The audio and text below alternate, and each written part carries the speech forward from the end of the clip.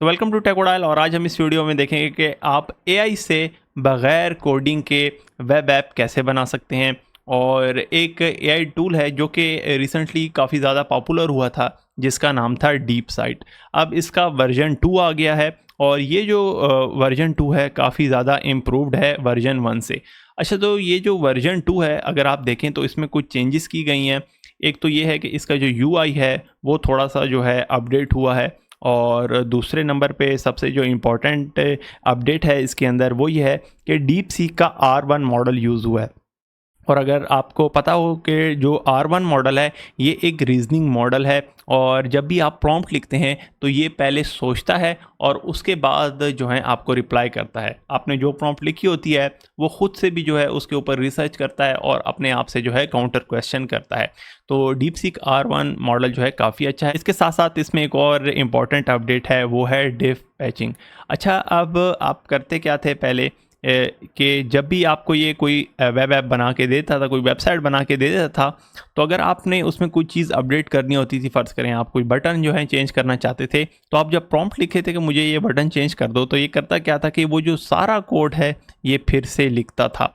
मगर अब इसकी वजह से क्या हो गया है, डिफ पैचिंग की वजह से, कि अगर आपने कहा है कि मुझे ये बटन चेंज कर दो, तो ये पूरा कोड चेंज नहीं करेगा। सिंपली जो है जाएगा, उस कोड को देखेगा और जहाँ पे उसने बटन चेंज करना हुआ, उसका कलर वगैरह या उसकी कोई फंक्शनैलिटी चेंज करनी हुई, तो वो उसको अपडेट करेगा। तो ये बहुत ही इंपॉर्टेंट चीज़ है। और यहाँ पे आप देखें डीपसीक R1 मॉडल इसमें यूज़ हुआ है। पहले डीपसीक V3 यूज़ हो रहा था जो कि नॉन रीजनिंग मॉडल है और वो इतना कोई ख़ास अच्छा नहीं था। तो हम एज अ एग्जांपल इसको एक प्रॉम्प्ट दे देते हैं और यहाँ पे हम वो वाली प्रॉम्प्ट पेस्ट कर देते हैं। तो बेसिकली वो जो प्रॉम्प्ट है वो है क्या, वो भी हम देख लेते हैं। तो हम इससे चाहते हैं कि ये हमें जो है एक मेडिकल एनालिटिक्स डैशबोर्ड बना के दे दे। और हमने कहा है कि आप HTML यूज़ कर सकते हैं, CSS और जावास्क्रिप्ट यूज़ कर सकते हैं। और हमने कहा है कि आप रिएक्ट यूज़ कर लें अगर आप चाहते हैं तो। उसके बाद हमने इसको कुछ फीचर बता दिए हैं कि आप जो नेविगेशन बार है वो कैसी होनी चाहिए, उसमें क्या क्या चीज़ें होनी चाहिए। और उसके बाद जो साइट का हमारे पास मेन्यू है उसके अंदर कौन कौन सी टैब्स होनी चाहिए। तो हमने यहाँ पे बता दिया है कि जिस तरह पेशेंट हैं, लैब टेस्ट हैं, अलर्ट्स हैं, ये चीज़ें होनी चाहिए। उसके बाद हमने इसको मेन डैशबोर्ड का ओवरव्यू बता दिया है कि उस चीज़ के अंदर क्या होना चाहिए, क्विक एक्शन बटन क्या होना चाहिए, उसके बाद चार्ट्स होने चाहिए। और यहाँ पे अगर आप देखें तो हमने जैसे ये देखा है UI UX, उसमें हमने बताया है कि इसमें और कौन कौन सी चीज़ें होनी चाहिए। और सिंपल सा हमने डाटा के बारे में ये बता दिया है कि आप इसको खुद ही जो डमी डाटा है उससे पॉपुलेट कर सकते हैं, मगर ये रियलिस्टिक होना चाहिए। तो ये एक प्रॉम्प्ट हमने इसको दे दिया है और हम ये देखते हैं कि इसका जो रिज़ल्ट है अब ये क्या देता है।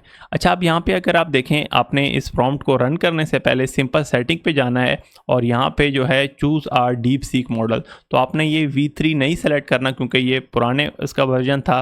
वर्जन 2 में जो है अब ये R1 आ गया है जो कि रीजनिंग मॉडल है और ये काफ़ी अच्छा है। तो आपने इसको सेलेक्ट कर लेना है और यहाँ पे जो है आप इसको रन कर देंगे। तो अभी हम इसको रन करते हैं और इसका जो रिज़ल्ट है वो देखते हैं कि हमारे पास क्या आता है। तो आप यहाँ पे देखिए, हमारे पास यहाँ पे दिख रहा है कि डीप साइट प्लान। तो इसने कुछ प्लान बनाया है और यहाँ पे देखें इसने पहले थिंक किया है और ख़ुद ही अपने लिए एक प्लान बनाया है कि वो किस तरह जो है इसको लेके चलेगा। और इसके बाद यहाँ पे आप देखें AI इस कोडिंग लिखा आ रहा है और ये जो AI है वो कोड लिखने शुरू हो गया है। और आप देखिए 136 लाइन का कोड अभी तक इसने लिख लिया है। तो ये जब ये कंप्लीट कर लेगा तो हमारे पास एक ओवरऑल जो स्ट्रक्चर है वो बन के आ जाएगा। आप देखें यहाँ पे हमें लाइव व्यू भी दिख रहा है, मगर ये कुछ देर लेगा। और हमें जो है जब ये ओवरऑल ये डैशबोर्ड बन जाएगा तब मैं आपको जो है दिखाता हूँ कि इसका रिज़ल्ट क्या है और उसमें क्या मिस्टेक हैं या वो कितना अच्छा है। तो हमारे पास ये डैशबोर्ड जो है बन के आ गया है। अगर हम यहाँ पे प्रीव्यू पे जाएं तो आप देखें मेरी स्क्रीन के ऊपर जो हमने प्रॉम्प्ट में इसको कहा था तकरीबन उसी तरह का ही जो डैशबोर्ड है वो हमें इसने बना के दे दिया है। यहाँ पे आप देखें तो आप पेशेंट को सर्च कर सकते हैं, नोटिफिकेशन है, लॉगिन वगैरह, patient, lab test, prescription, statistic, report, alert, schedule, setting. और यहाँ पे जो डैशबोर्ड है हमें यहाँ पे जो है दिख रहे हैं कि एक्टिव पेशेंट कितने हैं, कंप्लीटेड टेस्ट कितने हैं, प्रिस्क्रिप्शन जो कितनी है और टोटल रेवेन्यू कितना जनरेट हुआ है। और उसने बाकी भी जो चीज़ें हैं वो ऐड करके दे दी हैं। न्यू पेशेंट ऐड करना है, जनरेट रिपोर्ट करनी है, तो ये सारी चीज़ें जो हैं इसने बना के हमें दे दी हैं। तो ये अब फुली फंक्शनल जो है एक हमारे पास फ्रंट एंड है, और आप बैक एंड अगर क्रिएट इसकी करना चाहते हैं तो उसका कोड भी जो है ये एआई अब आपको लिख के दे देगा। तो ये तो एज अ एग्जांपल थी कि अब एआई जो है किस तरीके से आपको ये चीज़ें क्रिएट करके दे देगा, और कितने फास्ट आपको ये क्रिएट करके दे रहा है आपको वेबसाइट और जितने भी ऐप हैं।